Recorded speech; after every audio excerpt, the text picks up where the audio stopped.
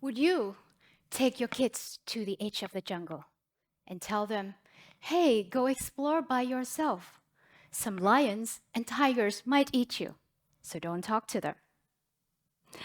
Well, but that's exactly many of us parents tend to do with the new technology. At first, we try to control, restrict screen time, media, social use. But when kids get moody and start a whining battle, we hand over the devices so we can have some peace. Ignorant of the danger, perhaps? Or naively thinking they are more tech savvy than us. We did not grow up in a world like this. So for us, this is new. We did not know any better.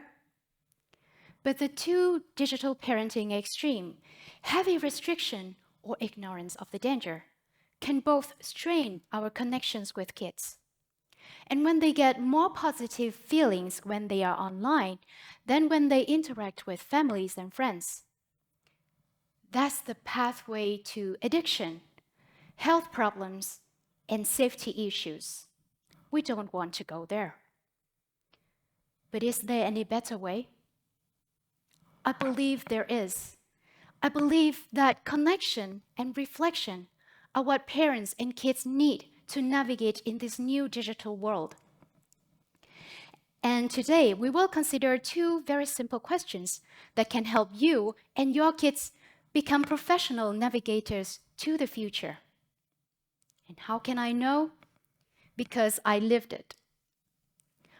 Back in 2017, when I was cradling my second newborn son, the world was all hyped up about Sophia, the first robot citizen.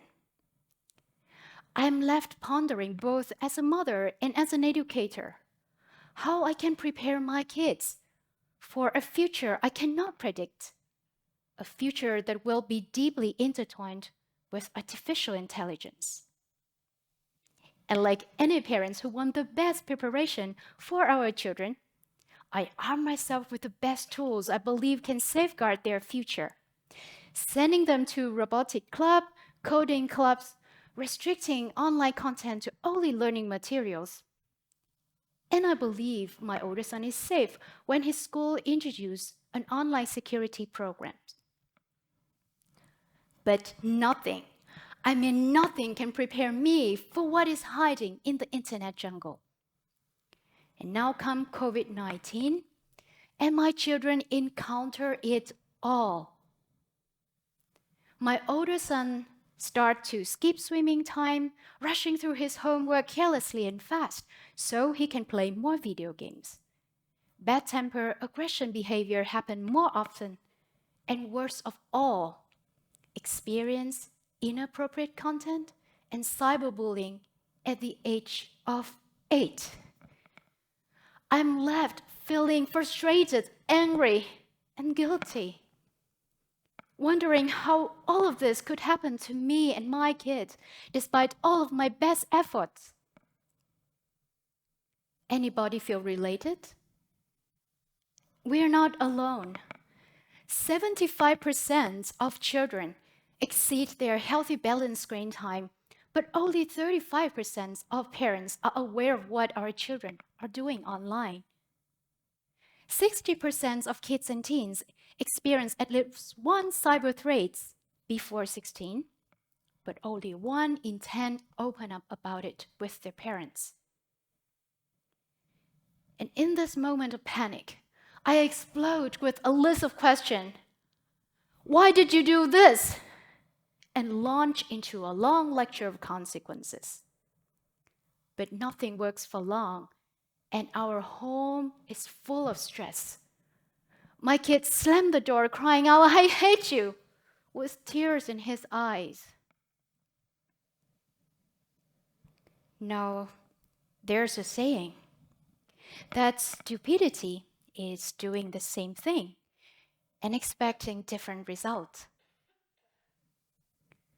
So one day, when I see a book titled, Change Your Question, Change Your Life, I think to myself, maybe I need to change the question I ask myself and my kid.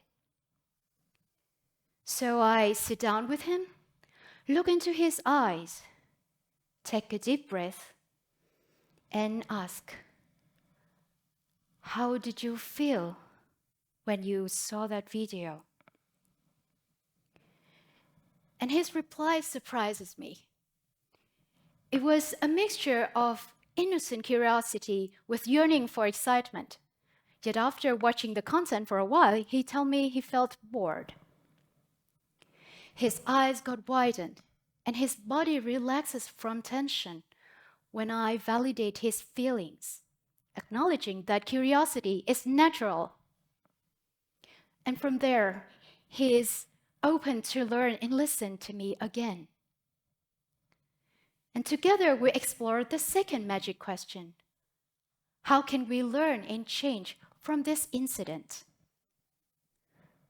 Together we read books to learn more about this topic, and we plan to do what we need to do if similar situation happen again.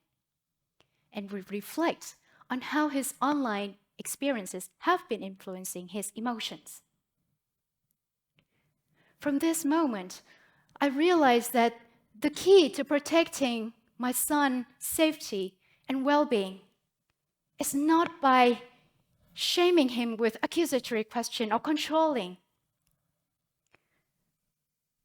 but it's about teaching him self-regulation.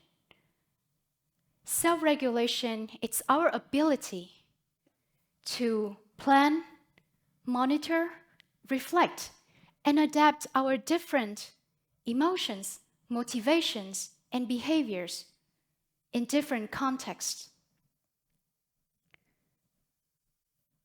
so that my son can manage his own online time and also make healthy choices even when he is not at home or even when no adults is supervising. Because kids need our attention and our role modeling in this changing new digital world.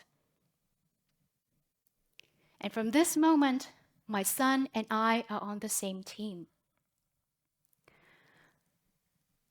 So with this approach, now I define my digital parenting success, not by how much my kids can code, but in moments like these. One day, my older son tells his younger brother, "Hey, how are you feeling?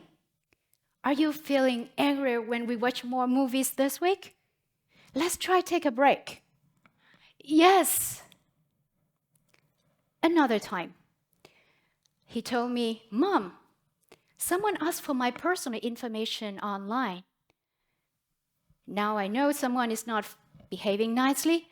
I can just ignore and change the server." Yes. Another day. Next week, I'm going to have a final exam, so I will not watch videos until I finish. Yes. This is success looks like to me, because what I see is the emergence of self-regulation. And as I mentioned, it is our ability to reflect, monitor, and adapt our different emotions, motivations, behaviors in different contexts. And researchers agree that children with strong self-regulation have less problem online and perform better academically. So, you can see how can we cultivate this process in children. Do you remember? With connection and reflection. And when and where should we start? First, early and often, especially before and when kids are first introduced to their mobile devices. It's just like learning how to eat healthily. Self-regulation in media consumption or screen time can be built with the right support and the role model from adults until kids learn these habits and do by themselves. And where should this happen? both at home and in school. Because home can only give kids information, but habits can only be built with repetition and consistency, with adult role models at home. So with this approach, we will ask the next question. How can we connect and reflect? The first element, connection, happens when you are curious and open to learn about your kids' emotions and are open to listen. You can start to teach your kids to plan for their days on an A4 paper and then stick it on the fridge door.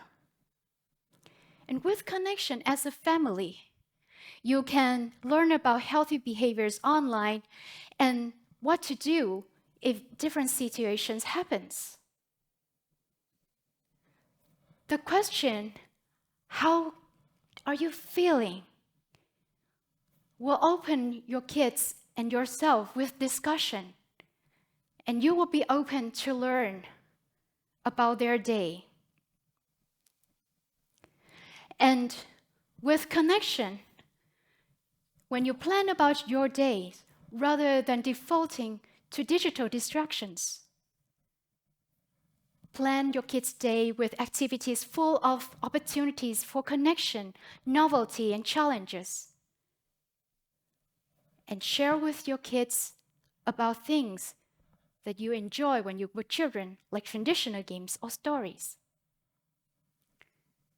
This question can open you to discussion and learning, rather than passing on parental judgment out of fear or anxiety or expectations.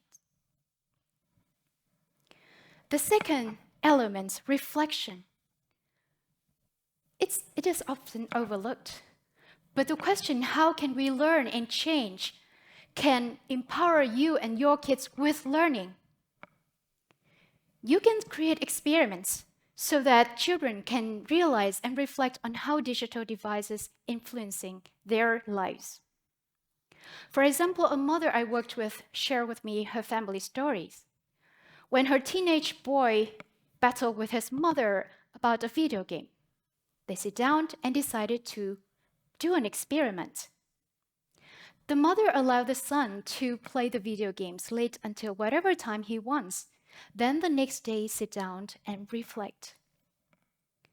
It's surprisingly, during reflection, the boys tell his mother, "Oh, I realize my mood and energy changes the next morning.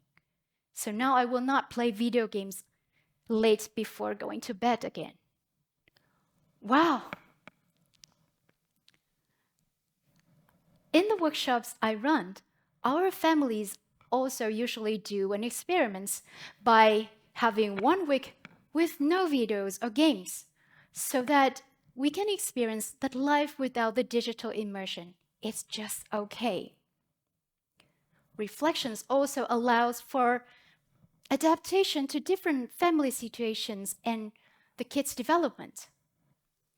When my older son reached his preteen years, we revisit our screen time rules, and together we discuss online and offline friendship when he shared that his video games is playing more crucial roles in his social life. And I even joined him in playing, which brought us closer. Now you may think that connection and reflection takes so much time and energy to implement. But guess what? Parents usually tell me that with this approach, they save more time and have more harmony at home and in public space. Because when kids are involved in planning, monitoring, reflecting their own digital experiences with the connection from adults, they get calmer and are more creative in ways they can entertain themselves.